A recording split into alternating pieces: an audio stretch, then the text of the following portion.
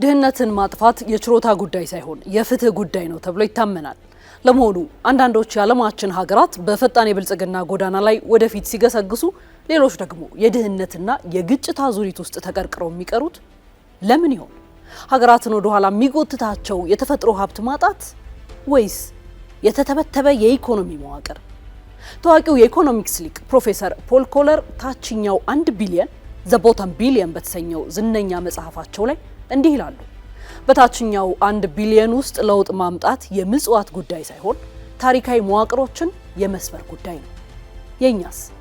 በአፍሪካ ቀንድ የፖለቲካና የኢኮኖሚ ማዕከል የሆነችውና ከ130 ሚሊዮን በላይ ሕዝብ ያላት ሀገራችን ኢትዮጵያ ከዚህ የድህነት ወጥመድ ለማምለጥ ምን እያደረገች ነው? ምን ያህልስ ውጤታማ ነው? ቆይታችን ለዚህ ምላሽ ይኖረዋል።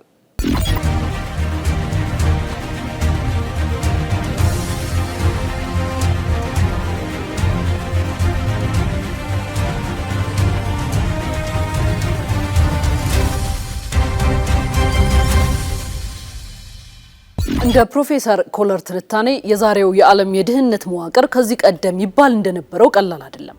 ጉዳዩ በፈጣን እድገት ላይ ካለው 4 ቢሊየን ህዝብ ወደ ኋላ ቀርቶ 5 ቁልፍ ማነቆች ታስሮ የሚገኘውን 1 ቢሊየን ህዝብ የመታደግ ጉዳይ ነው። እነዚህ 5 ማነቆች የግጭት አዙሪት፣ የተፈጥሮ ሀብት እርግማን፣ የባህር በር ማጣት፣ ደካማ ቀጠናዊ ትስስር እንዲሁም የመልካም አስተዳደር እጦቶች ናቸው። ታሪክን ወደ ኋላ መለስ ብለን ስንቃኝ ኢትዮጵያ በእነዚህ 5 ማነቆች ቀዳሚ ገፈት ቀማሽ ሆና ቆይታለች። ለበርካታ አስርት ዓመታት በውስጥ ጦርነቶች ስትታመስ አምራች ኃይሏ ተሰዷል። የባህር በሯን በማጣት በጂኦግራፊ እስር ቤት ውስጥ ተቆልፎባት ኖራለች። እምቅ ሀብት ቢኖራትም ወደ ብልጽግና መቀየርም አልቻለችም። በተዛቡ ፖሊሲዎችም ከዓለም ውድድር ወደ ኋላ ቀርታ ቆይታለች። ነገር ግን ይህ የታሪክ ምዕራፍ አሁን እየተቀየረ ነው። መንግስት እነዚህን ማነቆች በጥሶ ለመውጣት ቆራጥ የፖሊሲ እርምጃዎችን መውሰድ ጀምሯል። በለውጡ መንግስት በመደመር እሳቤ በመቃኘት 5ቱን ታሪካዊ ማነቆች ለመስበር እየተወሰዱ ያሉትን እርምጃዎች በዝርዝር እንመልከታቸው። አንደኛው የግጭት ማነቆን በምክክር መፍታት ነው። ግጭት የልማት ተገላቢጦሽ ሂደት ነው። ኢትዮጵያ ይህንን የጥፋት አዙሪት ለመስበር በታሪኳ ለመጀመሪያ ጊዜ ከታች ወደ ላይ የሚሄድ የብሔራዊ ምክክር ኮሚሽን አቋቁማለች። ከ1200 በላይ ወረዳዎችና ከ4000 ወኪል በላይ የተውጣጡ የህዝብ ድምጾችን ሰምታ ሀገራችን ለገጠሟት ውስብስብ ጥያቄዎች ሰላማዊ ምላሽ ለመስጠት በጠረጴዛ ዙሪያ ውይይት ጀምራለች። ሁለተኛው የባህር በር እጦትን በዲፕሎማሲ መቅረፍ ነው። ከ95 በመቶ በላይ ገቢና ወጪ ንግዷን በአንድ ወደብ ላይ ብቻ ጥገኛ ያደረገችው ሀገራችን አሁን የወደብ አማራጮችን በሰላማዊ ዲፕሎማሲያዊ መንገድ እያስፋፋች ነው። አካሄዷም የጋራ ተጠቃሚነትን ባስቀደመ መርህ በቀጠናዊ የኢኮኖሚ ውህደትና በዓለም አቀፍ የባህር ህግ ስምምነት መብትን በማስከበር ላይ የተመሰረተ ነው። ጠቅላይ ሚኒስትር አብይ አህመድ እንዳረጋገጡት የኢትዮጵያ ጥያቄ የኃይል ሳይሆን የጋራ ብልጽግናና የህልውናዋ ጉዳይ ነው። ሶስተኛው የተፈጥሮ ሀብትን ሙሉ በሙሉ መጠቀም ነው። ኢትዮጵያ በአንድ ጥሬ ዕቃ ላይ ብቻ ጥገኛ ከመሆን ወጥታ የብዝሃ ኢኮኖሚ ስትራቴጂን እየተገበረች ነው። ለዚህ ትልቁ ማሳያ በአፍሪካ ግዙፍ የሆነውና 5150 ሜጋዋት በላይ ኃይል የሚያመነጨው የታላቁ የኢትዮጵያ ህዳሴ ግድብ መጠናቀቅ ነው። በዚህም ሀገራችን የቀጣናው ኃይል ማዕከል በመሆን ላይ ትገኛለች። አራተኛው የመልካም አስተዳደርና ፖሊሲ ማነቆችን መፍታት ነው። የውጭ ምንዛሬ እጥረት የሀገራችን እድገት ቀፍድዶት ነበረ። መንግስት የሀገራዊ ኢኮኖሚ ማሻሻያ ተግባራዊ በማድረግ የብር ምንዛሬ ተመን በገበያ ኃይሎች ብቻ እንዲወሰን አደረገ። ይህ ቆራጥ ውሳኔ ከዓለም አቀፍ ተቋማት የቢሊዮን ዶላር ድጋፍ ከማስገኘቱም በላይ የጥቁር ገበያውን ክፍተት በጥብቅ በማጥበብ ትልቅ የኢኮኖሚ መረጋጋትን አምጥቷል።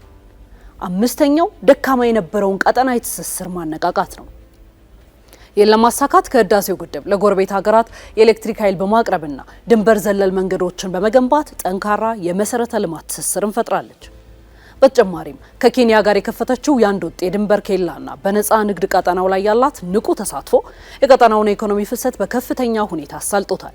ከዚህም ባሻገር በሶማሊያና በሁለቱ ሱዳኖች ባደረገችው የሰላም ማስከበርና የሽምግልና ሚና ሀገራችን የቀጠናው የሰላም ዋስትናና የጋራ ብልጽግና ምሰሶ መሆኗን በተግባር አረጋግጣለች። ይህ የመዋቅር ለውጥ በተጨባጭ አሃዞች እንመልከታቸው።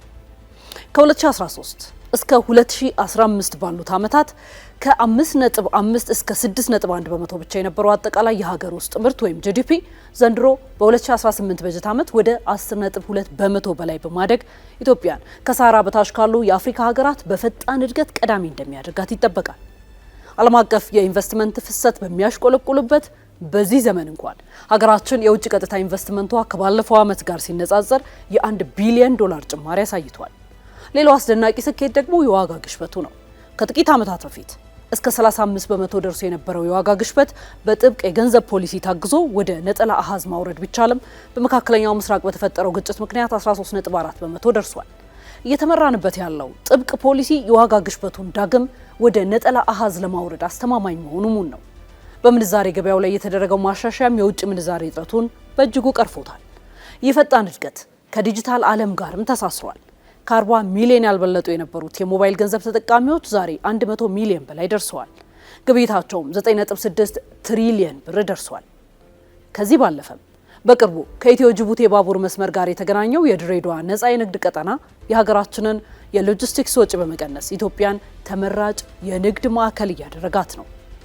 ኢትዮጵያ ፕሮፌሰር ፖል ኮለር የጠቀሱትን ጀልባዋን የማስመጥ አደጋ ራሷን አድና በፈጣን የኢንዱስትሪና የንግድ ተወዳዳሪነት ጎዳና ላይ መሆኗን በግልጽ እያየን ነው።